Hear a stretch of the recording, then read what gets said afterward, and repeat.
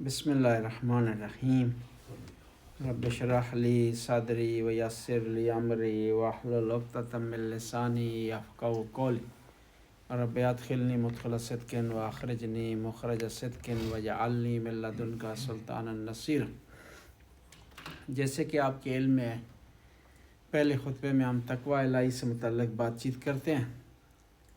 خداوند تعالیٰ نے انسان کو خلق کیا جہاں اس کے لیے دنیاوی ہر نعمت کا انتظام کیا، اس کی خوراک کا انتظام کیا، اس کے لباس کا انتظام کیا، اس کی سواری کا انتظام کیا، اس کے گھر میں رہنے کے لیے اچھی رہائش کا انتظام کیا۔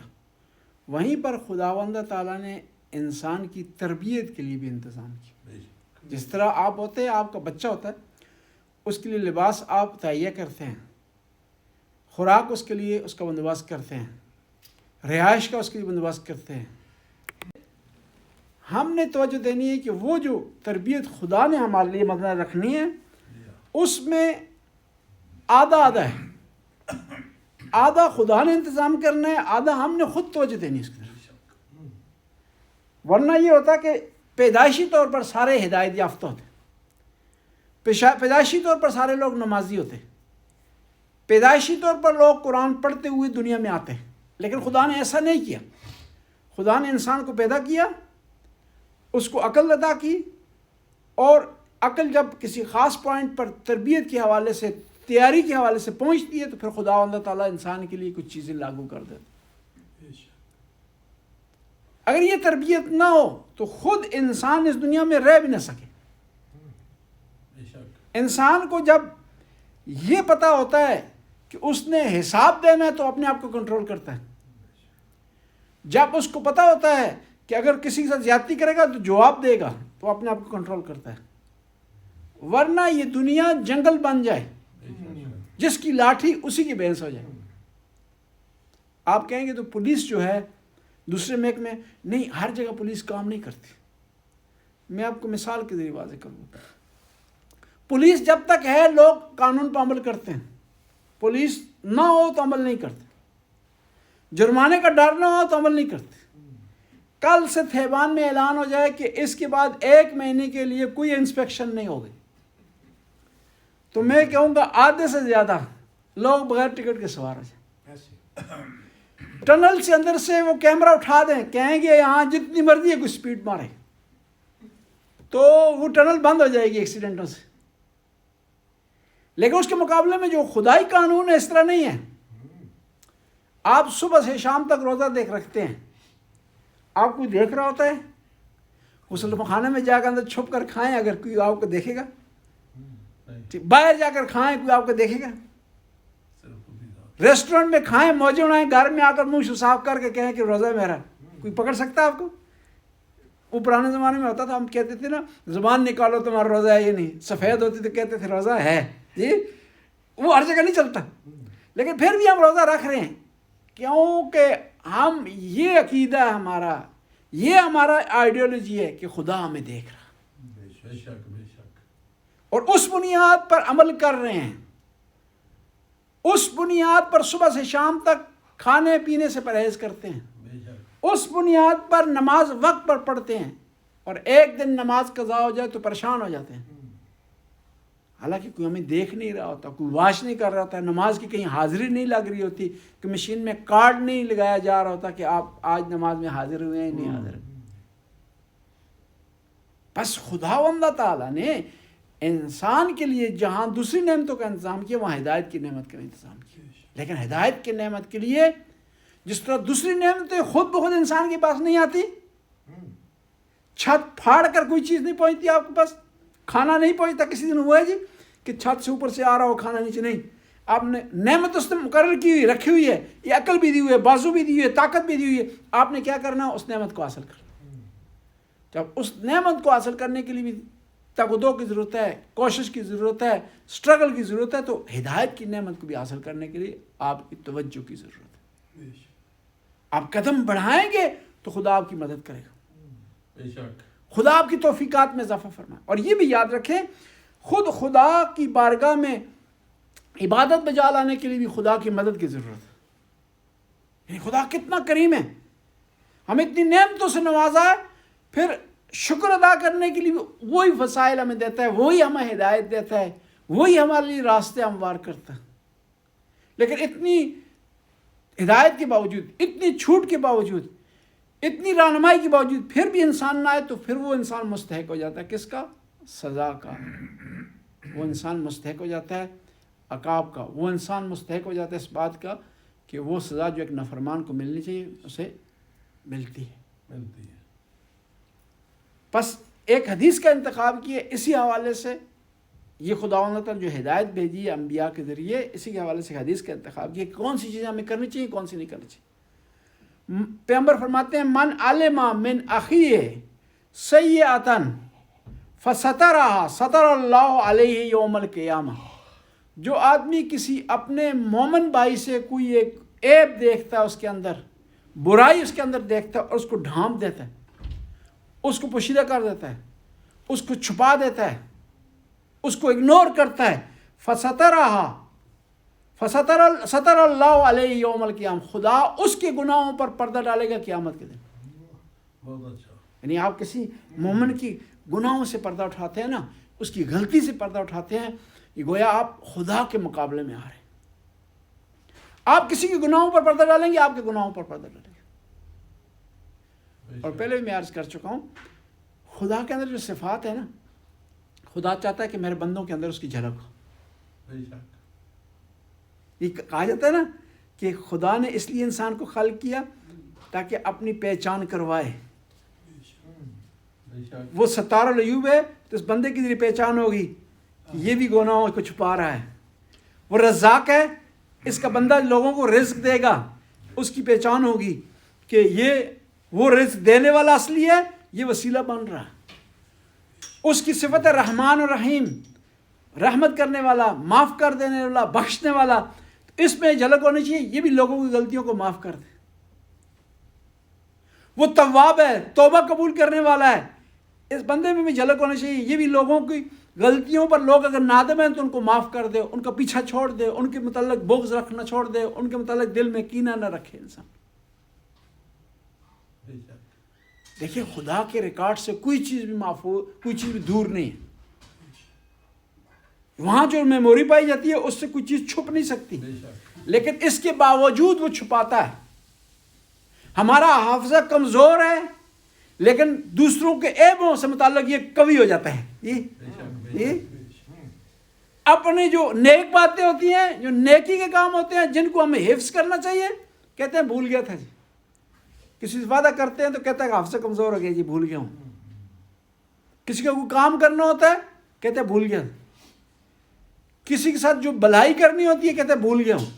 لیکن جب بات آتی ہے کہ فلاں آدمی کا بیٹا تھیبان میں فلاں کسی لڑکی کے ساتھ کھڑا تھا، وہ نہیں بھولتا یہ۔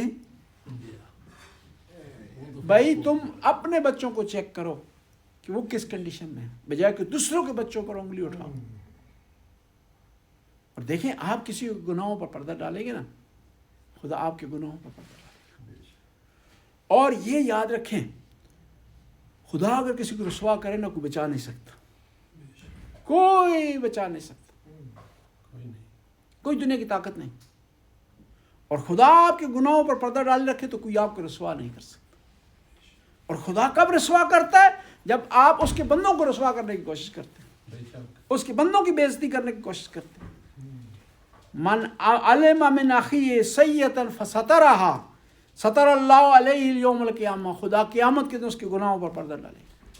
کہتے ہیں اگر کسی مومن سے کوئی برائی دیکھے نا، پہلے اس پر پردہ ڈالیں۔ پھر بھی اگر آپ کے پیٹ میں مروڑ آ رہے ہو نا، یہ کہتے ہیں نا بعد میں پیٹ کا کچا ہے، یہ مروڑ آ رہے ہو نا، تو کیا کریں؟ اس کی توجیہ کریں کہ میں نے فلاں آدمی کو فلاں جگہ پر دیکھا ہے، یہ شاید کسی اچھے کام کے لیے گیا ہوگا، شاید ایڈریس پوچھنے کے لیے گیا ہوگا، شاید بھول کر گیا ہوگا۔ 70 توجیہیں کریں اس قسم کی۔ پھر 70 توجیہیں بھی کافی نہ ہو آپ کے لیے تو کیا کریں؟ اپنے آپ کو ملامت کریں کہ میں کتنا بدبخت ہوں، کتنا میں کمزور ہوں، کتنا میں گھٹیا ہوں، کتنا میں لو ہوں کہ آج ایک مومن میری بدگمانی سے بچ نہیں سکا۔ اور بعض اوقات ایسا ہوتا ہے، دیکھیں لوگ ہم پر اعتماد کرتے ہیں، لیکن ہم کیا کرتے ہیں، جس طرح لوگ اپنے سمجھ رہے ہوتے ہیں ہم اس طرح ہوتے نہیں ہیں، اور نہ ہی کوشش کرتے ہیں اس طرح بننے کی۔ مثال کے طور پر ایک آدمی ہمیں اپنے گھر میں لے گیا ہے، وہ کیوں اپنے گھر میں لے رہے؟ ہمیں وہ ایماندار سمجھ رہا ہے اس لیے لے گیا اپنے گھر، ہمیں پاک دامن سمجھ رہا ہے اس لیے اپنے گھر لے گئے، ہمیں شریف سمجھ رہا ہے اس لیے اپنے گھر لے گئے، لیکن ہم عام چشم چرانی کر رہے ہیں تو گویا وہ اچھا سمجھ رہے ہیں، ہم اپنے آپ کو برا ثابت کر رہے ہیں۔ اور بعض لوگوں کی بری عادت ہوتی ہے، جاتے ہوئے کسی گھر میں گئے فوراً فریج کھول کے چیک کرتے ہیں کہ کیا کھاتا ہے یہ، کیا پیتا ہے یہ۔ اور یہ شریعت میں کہا جاتا ہے نا، کہتے ہیں کہ کسی کے گھر میں جائیں وہاں ہوں تو آنکھیں بند رکھیں، باہر آئیں زبان بند رکھیں، وہاں آنکھیں بند رکھیں، باہر آئیں زبان بند رکھیں۔ ایک آدمی نے آپ کو رازدار سمجھا ہے، آپ کو شریف سمجھا ہے، آپ کو عزادار سمجھا ہے، آپ کو مولا کا ماننے والا سمجھا ہے، وہ بھول کر بیچارہ غلطی کر کے لے گئے اپنے گھر آپ کو، تو اب یہ بتانا ضروری ہے باہر آ کر کہ اس کے گھر میں صفائی نہیں تھی جی، اس کے گھر میں بیٹھنے کے لیے جگہ نہیں تھی جی۔ بھائی نہیں تھی لیکن اس کا دل تو تھا، تمہیں لے گیا ہوں، یہ تم سے محبت کر رہا ہو، تم سے وہ پیار کر رہا ہے، تم کیا کر رہے ہو؟ اس کی محبت کا صلہ اس طرح دے رہے۔ بچے یہ شور مچا رہے تھے جی، گھر جو ہے بڑا تنگ تھا جی، گھر میں اس کے کوئی سامان ہی نہیں تھا جی، نہیں، اس نے محبت کی ہے، کچھ بھی نہ ہو گھر میں، صرف یہ بڑی بات ہے کہ اس نے دل رکھا ہے، دل بڑا کیا ہے، آپ سے محبت کی ہے، اتنی مشکلات کے باوجود آپ کو اپنے گھر لے گیا۔ تو آپ کو چاہیے کہ اس کی محبت کا جواب محبت میں دیں۔ بس پیغمبر نے ارشاد فرمایا کہ لوگوں کے گناہوں پر، عیبوں پر پردہ ڈالا، اور جب لوگوں کے عیبوں پر تم پردہ ڈالو گے خدا تمہارے عیبوں پر پردہ ڈالے گا۔ یہ یاد رکھیں، کوئی آدمی بھی عیب سے خالی نہیں ہے، کیونکہ ہمارا عقیدہ ہے معصوم کتنے صرف جی 14، کوئی آدمی بھی عیب سے خالی نہیں، صرف یہ ہے کہ عیب چھپے ہوئے ہیں، بے شک بے شک۔ اور کب تک چھپے رہیں گے؟ جب آپ دوسروں کے عیب چھپاتے رہیں گے۔ کب تک چھپے رہیں گے؟ جب تک وہ چاہے گا، وہ چاہے گا، اگر وہ نہیں چاہے گا تو عیب نہیں چھپیں گے۔ بس جب ہمیں یہ یقین ہے کہ ہمارے عیب ہیں اور ہماری عزت اس لیے ہے، ہمارا بھرم اس لیے ہے کہ اس نے عیب چھپائے ہوئے ہیں، تو کوشش کریں بے شک بے شک۔ ایسے کام کریں کہ وہ چھپائے رکھے عیب، وہ اٹھائے نہ پڑتا، اور پھر دنیا کوئی طاقت نہیں بچا سکتی۔ ہم نے بڑے بڑے لوگ دیکھے، بڑے بڑے فندے خان کہتے ہیں نا، یہ فندے خان تھے، جی جی، لیکن ایک دفعہ رسوا ہوئے، کوئی انہیں بچا نہیں سکا، ان کے گناہوں سے، ان کے عیبوں سے پردہ اٹھائے، کوئی بھی رکاوٹ نہیں بن سکا۔ اور پھر اگلی حدیث کی طرف اشارہ کرتے ہیں، اور پھر انشاءاللہ دوسرے خطبے کی طرف آتے ہیں۔ صلوات پڑھیں۔ اللہم صلی علی محمد و علی محمد۔ اوفن لکل مسلم، پیغمبر ارشاد فرماتے ہیں لا یجل فی کل جمعۃ یوما یتفقہ فیہ امر دینہ و یسأل عن دینہ۔ پیغمبر ارشاد فرماتے ہیں کہ افسوس ہے اس مسلمان پر جس پر جمعہ گزر جائے، ہفتہ گزر جائے، یعنی جمعہ گزر جائے، ہفتہ گزر جائے، اور وہ دین سے متعلق معلومات اکٹھی نہ کرے اور دین سے متعلق سوال نہ کرے۔ یعنی پیغمبر فرما رہے ہیں کہ کم از کم ہفتے میں ایک دن آپ ایسا مختص کریں، رکھیں جس میں آپ اپنی دینی معلومات میں اضافہ کریں۔ ہم ٹی وی پر سارا دن بیٹھے رہتے، بے شک، فیس بک پر سارا دن بیٹھے رہتے، دوسرے سوشل میڈیا پر سارا دن بیٹھے رہتے، ادھر ادھر کی باتیں سارا دن کرتے رہتے، لیکن ہم 1 گھنٹہ، آدھا گھنٹہ، 20 منٹ اس لیے نہیں نکالتے کہ نہج البلاغہ کو اٹھائیں اور اس میں پڑھیں کہ مولا نے کیا ارشاد فرمایا۔ 10 منٹ نہیں نکالتے کہ صحیفہ سجادیہ کو اٹھائیں، وہاں دیکھیں کہ امام زین العابدین نے کیا ارشاد فرمایا۔ صلی علی محمد۔ قرآن کو نہیں کھولتے کہ اس کو پڑھیں، اس کی تلاوت کریں۔ یعنی افسوس ہے، پیغمبر فرماتے ہیں ایسے مسلمان پر کہ جس کا ہفتہ گزر جائے لیکن دین کے بارے میں معلومات حاصل نہ کرے۔ دیکھیں جس طرح نماز واجب ہے نا، روزہ واجب ہے، اس طرح اس کے احکام جاننا بھی واجب ہے، بے شک کیونکہ احکام جانیں گے تو تب آپ بے شک روزہ صحیح ہوگا، احکام جانیں گے تو تب جو ہے وہ آپ کا جو اعمال صحیح ہوں گے، تب آپ کی نماز صحیح ہوگی۔ احکام جب تک پڑھیں گے تو کس طرح جانیں گے؟ اور پھر آپ آسانی ہوگی ہے، ضروری نہیں آپ کتاب اٹھائیں، نیٹ پر میٹر موجود ہے، اور کچھ نہیں ہے، کم از کم سوال کر لیں، فون کریں مولانا سے، عالم دین سے، یا وہ آدمی جو عالم دین نہیں ہے لیکن اس کے پاس دینی معلومات ہیں، اس سے فون کر کے پوچھیں تاکہ آپ کے علم میں اضافہ ہو۔ بعض اوقات لوگ کہتے ہیں کہ بھائی ہماری تو زندگی گزر رہی ہے، آپ بونس پر گزارا کر رہے ہیں۔ بونس کیا کہتے ہیں؟ جو ایکسٹرا زندگی مل رہی ہے جی، سارا کچھ ہو گیا ہے، بچوں کی شادیاں کر دی ہیں، پیسے مل گئے ہیں، مکان بنا لیے ہے، اب جو ہے زندگی جو ہے وہ گزر رہی نہیں۔ اطلب العلم من المہد الی اللحد، پیغمبر ارشاد فرماتے ہیں کہ علم حاصل کرو ماں کی گود سے لے کر قبر تک۔ حتیٰ ہمارا شیعہ مذہب تو کہتا ہے کہ قبر میں بھی جو ہے وہ علم جو ہے پہنچے گا انسان کو۔ تلقین کیا ہوتی ہے؟ بے شک جو مردے کو تلقین دیتے ہیں وہ مرنے کی بات ہوتی ہے نا، بے شک اس کو ہلا کر بیان کرتے ہیں، من ربک کا، من دینک کا، من امامک کا، ما قبلتک کا۔ یہ اس کو جو پڑھا رہے ہوتے ہیں، ہاں یاد رکھ یاد کروا رہے ہوتے ہیں، اس کو سکھا رہے ہوتے ہیں، یہ کیا ہوتا ہے؟ علم میں پہنچانا نا، یعنی علم حاصل کیا جائے، یہ نہ دیکھا جائے کہ انسان بوڑھا ہو گیا، اس کا حافظہ کمزور۔ ایران کے ایک بہت بڑے آیت اللہ تھے، آیت اللہ مازندرانی، 50 سال کے ہو گئے تھے، حافظہ ان کا بہت کمزور تھا، اپنے گھر کا راستہ بھول جاتے تھے بعض کا، جی اتنا حافظہ کمزور تھا ان کا۔ وہ 50 سال کی زندگی میں انہوں نے دین کا علم شروع کیا، پھر آیت اللہ بن گیا۔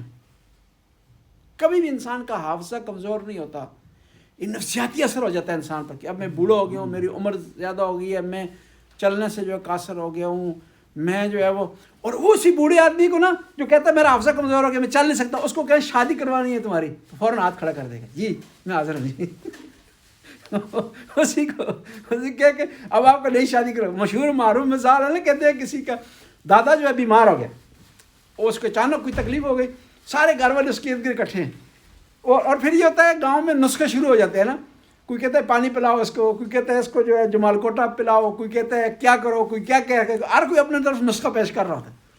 سارے اکٹھے تھے تو ایک آدمی نے پیچھے سے آواز دی، بابا نے دی شادی کروا دو۔ اس نے کہا اس کی بات غور سے سنو جی، مر رہا ہے، تکلیف ہے، اس کو بے ہوش ہے، ٹھیک ہے، جب مشکل سے سانس آ جا رہا ہے، سارے گھر والے پریشان کھڑے، تو اس نے یہ آفر اس وقت بھی نہیں چھوڑی۔ جب یہ آفر قبول کی جا سکتی ہے، اس پر ہاتھ کھڑا ہو سکتا ہے، تو علم دین حاصل کرنے کی آفر پر کیوں ہاتھ کھڑا نہ ہو؟ جی اس کی طرف توجہ کیوں نہ ہو؟ اس کی طرف انسان جو ہے وہ اس کے لیے دلچسپی کا باعث نہ بنے۔ ایک کتاب رکھتے ہیں اپنے پاس، اپنی ٹیبل پر، اپنے کمرے میں، نہج البلاغہ ہو، قرآن ہو، صحیفہ سجادی ہو، روزانہ وہاں سے کھولیں، ایک حدیث، ایک جملہ پڑھیں، اس کا ترجمہ پڑھیں اور اس کو سمجھنے کی کوشش کریں، اس کو اپنی زندگی میں لاگو کرنے کی کوشش کریں، تو آپ کی زندگی جو ہے سنور جائے گی۔ اس سے بڑی بہتر بات کیا ہو سکتی ہے کہ آپ کی صبح کا آغاز امام علی کے نام سے ہو، کیا بات ہے، آپ کی صبح کا آغاز امام زین العابدین کے نام سے ہو، آپ کی صبح کا آغاز امام باقر علیہ السلام کے نام سے ہو۔ یہ آپ توجہ دیں گے تو تب ایسا مسئلہ جو آگے بڑھے گا، اہمیت دیں گے، اہتمام کریں گے، تو تب مسائل جو ہے وہ حل ہوں گے۔ صلوات پڑھنا کی تھی ربیع الاول کے مہینے کی، انہیں کو ہم آگے بڑھاتے ہیں۔ 14 ربیع الاول کو ہلاکت ہوئی ہے ہادی عباسی کی۔ آپ کو پتہ ہے کہ پیغمبر پاک کے بعد خلافت کے مختلف سلسلے جاری رہے ہیں، جن میں سے 2 سلسلے بڑے تھے، اموی خاندان کی خلافت اور بادشاہت، اور عباسی خاندان کی۔ اموی خاندان کی بھی 3 برانچوں نے حکومت کی۔ عفانی، حضرت عثمان اس خاندان سے تھے، دوسری جو تھی سفیانی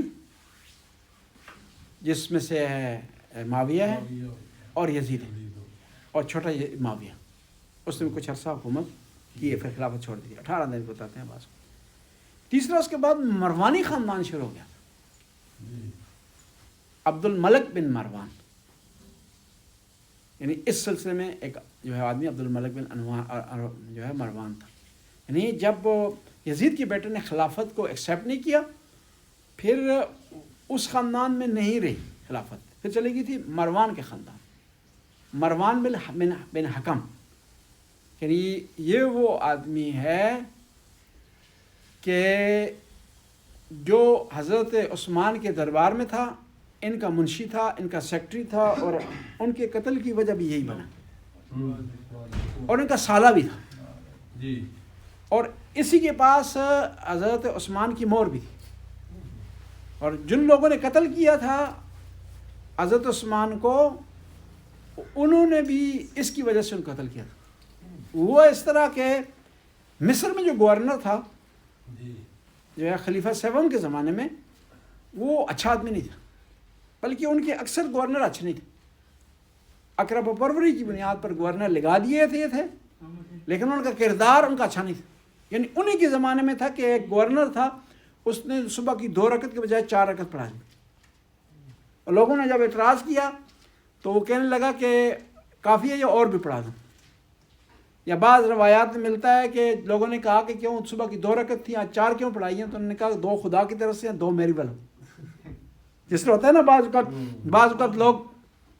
اوقات لوگ جو ہے وہ ہمارے یہاں یہ ہوتا ہے نا کہ ہم تقریباً 10 منٹ 15 منٹ 20 منٹ احتیاط کریں روزے کی افطار کے وقت نا، تو اتنی زیادہ احتیاط ہونی چاہیے تاکہ مطمئن ہو جائیں کہ ہمارا روزہ رات کو کھلا ہے، شام کو نہیں کھلا.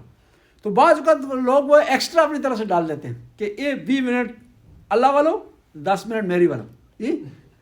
تو وہ اس نے بھی جو ہے کیا کیا کہ اس نے کیا کیا، کہا کہ یہ 4 رکعت 2 رکعت میری طرف سے ایکسٹرا تم کو جو ہے وہ تحفہ ہدیہ.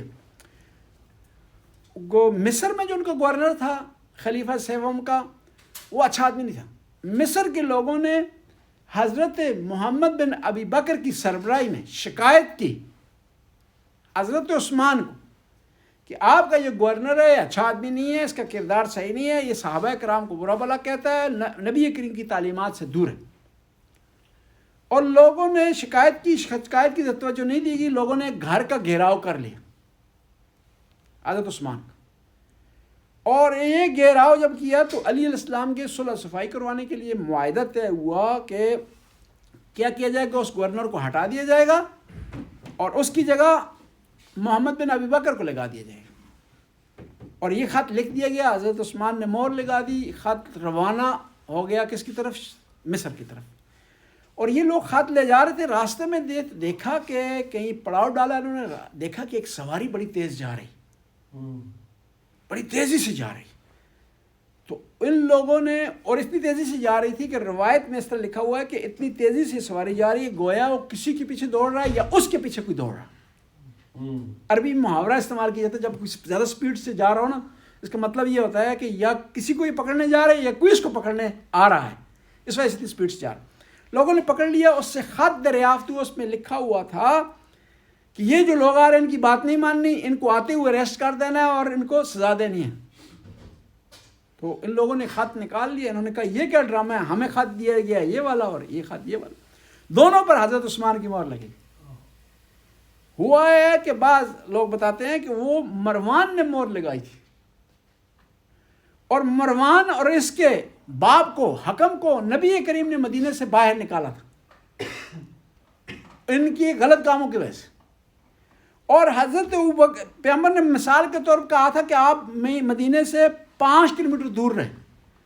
تو حضرت ابوبکر نے آتے ہوئے پھر دوبارہ حضرت عثمان آئے، انہوں نے کہا کہ ان کو واپس لے آئیں. تو حضرت ابوبکر نے کہا کہ نہیں 10 کلومیٹر آگے، اور آگے توڑ دیا اس کو، کہا میرے آقا نے 5 کلومیٹر ہو رہا ہے، اس کو اور آگے کرو، یہ مدینے کی ہوا بھی دیکھ نہ اس کو محسوس کر سکے. پھر خلیفہ دوم آئے، انہوں نے مزید 5 کلومیٹر آگے توڑ اس کو آگے کر دیا ان دونوں کو، باپ بیٹے کو. لیکن خلیفہ سیوم اسے واپس لے آئے. اب اسی مروان نے مہر لگائی اور دیا تھا ان لوگوں کو خط، یہ لوگ واپس آ گئے دونوں خط لے کر، گھر کا گھیراؤ کیا.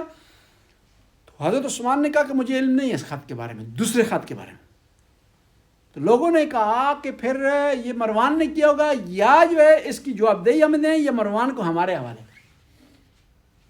اور مروان کے حوالے میں ان کے حوالے نہیں کیا، خط کی جواب دہی نہیں کی۔ 40 دن تک محاصرہ رہا۔ امام علی نے اپنے بیٹے حسن حسین کو بھیجا خلیفہ سوم کی حفاظت کے لیے۔ امام سے کسی نے سوال کیا کہ مولا آپ نے کیوں بھیجا ہے حفاظت کے لیے؟ اور بیٹے بھی خاص بیٹے بھیجے ہیں، کوئی دوسرے بیٹے نہیں بھیجے، جی بالکل جنت کے جوانوں کے سردار بھیجے ہیں، نبی کریم کی اولاد کو بھیجا ہے، نسل کو بھیجا۔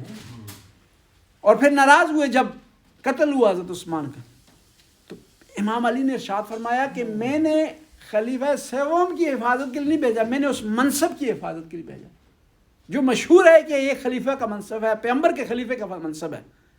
اور جب غیر اسلامی ممالک میں خبر جائے گی تو خلیفہ کی بات نہیں ہوگی، اس منصب کی بات ہوگی۔ میں اس منصب کی حفاظت کرنا چاہتا تھا کہ اس کی توہین نہ ہو، اس منصب پر کوئی بھی آ سکتا ہے۔ یہ میں عرض کر رہا تھا کہ یہ مروانی خاندان ہے کہ جو کہ سبب بنا ہے کس کا؟ خلیفہ سوم کے قتل کا۔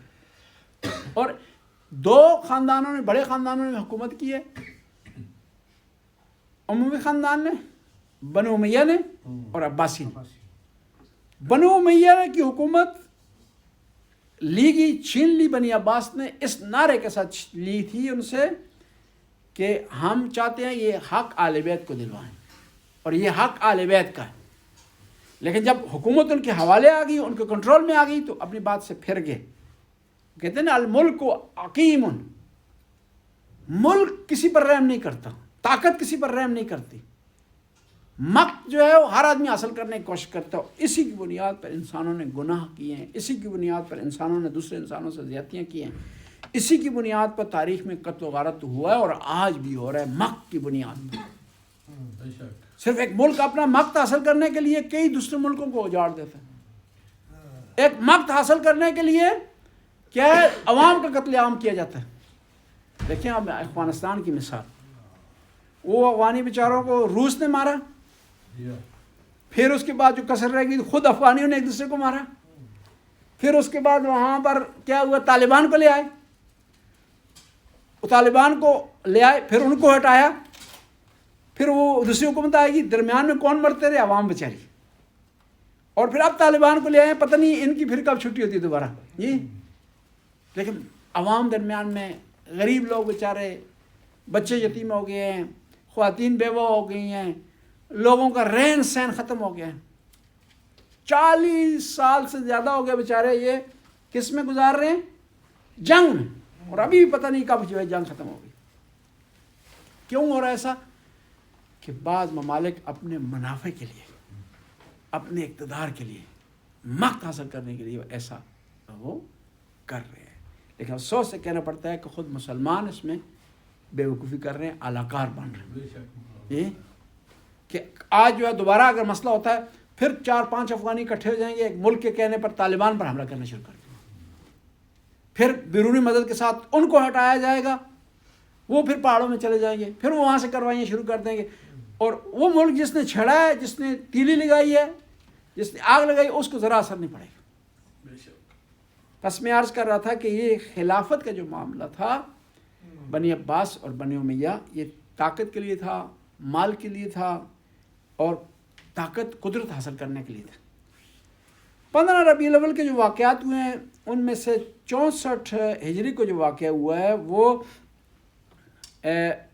معاویہ ثانی کو حکومت ملی، یعنی یزید کے بیٹے معاویہ کو، اور یہ جو اس کی پیدائش ہوئی ہے 39 ہجری کو، اور اس کا نام جو معاویہ رکھا ہے اس کے اپنے دادے نے رکھا تھا اس کا نام، اور پھر یہ مشہور تھا معاویہ ثانی کے حوالے سے یا معاویہ صغیر کے حوالے سے۔ اور اب یہ ایک سوال پیدا ہوتا ہے کہ اتنے برے خاندان میں، اتنے لو خاندان میں اتنا اچھا آدمی کس طرح آ گیا؟ استاد کی تربیت کی وجہ سے۔ استاد نے اسے سکھایا تھا کہ اہل بیت کا مقام کیا ہے، اہل بیت کی منزلت کیا ہے، استاد نے اسے بتایا تھا کہ اہل بیت کے ساتھ ظلم و زیادتی ہوئی ہے۔ یہ دیکھیں، بعض کو تربیت انسان کی تقدیر تبدیل کر دیتی ہے، انسان کی وراثت کو تبدیل کر دیتی ہے، ورنہ وراثت کے لحاظ سے اس کا باپ کون ہے، اس کا جو ہے وہ دادا کون ہے، اس کا پردادا کون ہے، سب آپ کو پتہ ہے، اس کی پردادی کون تھی، سب آپ کو پتہ ہے کہ وہ ایسے خاندان سے اس کا تعلق تھا، لیکن یہ ہے کہ ایک استاد کی تربیت کی وجہ سے کیا ہوا، وہ اچھا بن گیا، نیک بن گیا۔ لہذا ہمیں تربیت سے غافل نہیں ہونا چاہیے، اپنے بچوں کی، اپنی اولاد کی، کہ تربیت کی وجہ سے انسان دیکھیں اندھیرے سے روشنی میں آ جاتا ہے، اور تربیت غلط ہونے کی وجہ سے بعض اوقات روشنی سے اندھیرے کی طرف چلا جاتا ہے۔ اس کی مشہور و معروف مثالیں موجود ہیں۔ اس کے الٹ بھی ہوتا ہے۔ حضرت نوح کا بیٹا ہے، بے شک، اولو العزم نبی کا بیٹا ہے، لیکن کیا ہے، ماں کی اچھی تربیت نہیں ہے، غلط راستے پر چلا گیا۔ محمد بن ابی بکر ہے، حضرت ابو بکر کا بیٹا، کتنا نیک بنا کہ امیر المومنین نے ارشاد فرمایا کہ محمد ابنی من صلب ابی بکر، محمد تربیت کے لحاظ سے میرا بیٹا ہے۔ اور شہید کرنے والوں نے بھی اس کی وراثت کو نہیں دیکھا، اس کے باپ دادا کو نہیں دیکھا۔ بے شک، کیوں شہید کیے؟ تربیت کی وجہ سے۔ کہ دشمن بھی پہچانتا تھا کہ یہ تربیت کی وجہ سے ابھی اس خاندان سے تعلق نہیں ہے جس کی اولاد ہے، یہ ابھی اس کا تعلق اہل بیت کے خاندان سے۔ بے شک، تربیت کی وجہ سے پیغمبر نے ارشاد فرمایا سلمان منا اہل البیت، اور حضرت سلمان فارسی نے پتہ کیا کہا، مجھے سلمان فارسی نہ کہو، ایرانی نہ کہو، مجھے سلمان محمدی کہو، میں فرزند اسلام ہوں۔ یعنی دیکھیں تربیت کی وجہ سے اتنے بلند ہو گئے سلمان فارسی، کہا منا اہل البیت، ہماری اہل بیت۔ اور اس کے مقابلے میں پیغمبر کا سگا چچا ابو لہب، ابو لہب، جی سگا چچا، اس میں سگا ہونے میں کوئی شک نہیں، نہیں بے شک، کہ وہ جو ہے وہ جس طرح حضرت عباس ہیں، جس طرح حضرت حمزہ ہیں، جس طرح دوسرے حضرت ابو طالب ہیں، اسی طرح ہیں، لیکن کیا ہے، تربیت غلط ہو گئی، غلط راستے پر چل گیا۔ تو قرآن نے کہا تبت یدا ابی لہب و تب، کہ ابو لہب کے ہاتھ ٹوٹ جائے۔ اور بھی قرآن کا ایک معجزہ ہے، بے شک، قرآن نے اس وقت مذمت کی ابو لہب کی جب کفر کے حوالے سے خلیفہ دوم اور ابو لہب میں کوئی فرق نہیں تھا، دونوں ایک کنڈیشن میں تھے، اسلام کی مخالفت میں۔ وہاں پر قرآن نے پیشن گوئی کی کہ یہ ابو لہب مسلمان ہونے والا نہیں ہے، ان کے بارے میں خاموش رہا۔ بے شک، اور خدا نخواستہ قرآن بھی وہی جس طرح ابو لہب کے لیے الفاظ استعمال کیے، اسی طرح وہ خلیفہ ثانی کے لیے استعمال کرتا، تو بعد میں لوگ کہتے دیکھو قرآن نے کہا تھا، بدوا دی تھی تو اس کو تو کچھ بھی نہیں ہوا، یہ تو اور مسلمان ہو گیا ہے، تو اسلام لے آیا ہے۔ یعنی دیکھیں یہ معجزہ ہے قرآن کا، قرآن کے معجزات میں سے ایک معجزہ ہے خبر غیب دینا، آئندہ کی خبر دینا، اور ان خبروں میں سے، اخبار میں سے ایک ابو لہب سے متعلق پیشن گوئی ہے کہ وہ مسلمان نہیں ہوا۔ مسلمان تو دور کی بات ہے، کہتے ہیں جب مرا ہے نا، اس کی لاش سے اتنی بدبو آ رہی تھی، اس کے بیٹے تیار نہیں ہو رہے تھے اس کے جنازے کو اٹھائیں، بے شک، بیلچوں سے اس کا جنازہ اٹھایا گیا۔ یعنی قرآن نفرین کسی کو کرتا ہے نا، بددعا جب دیتا ہے نا، وہ صرف خبر نہیں ہوتی، وہ صرف بات نہیں ہوتی، وہ صرف ہماری بددعاؤں کی طرح نہیں ہوتی، صحیح اس کی بددعا جو ہے حقیقی ہوتی ہے اور ثابت ہوتی ہے۔ ایک صلوات پڑھ لو۔